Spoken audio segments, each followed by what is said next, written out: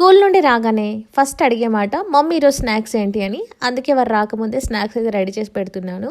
గోధుమ పిండితో స్నాక్స్ అయితే చేస్తున్నాను. కొంచెం మైదా వేసాను, ఒక 4 స్పూన్లు.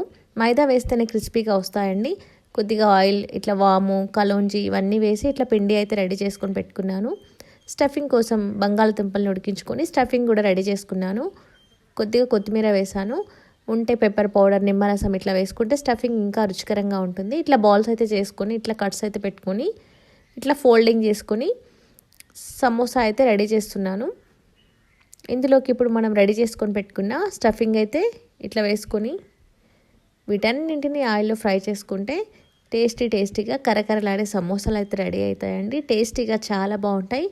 ఏంటోనండి, ఈ పిల్లలతో ఈవినింగ్ అయితే ఖచ్చితంగా స్నాక్స్ ఉండాల్సిందే. మమ్మీస్కి తప్పదు కదా ఇంకా ఈ స్నాక్స్ గొడవ. తప్పకుండా మీరు ట్రై చేయండి. Thank you for watching. Subscribe చేయండి.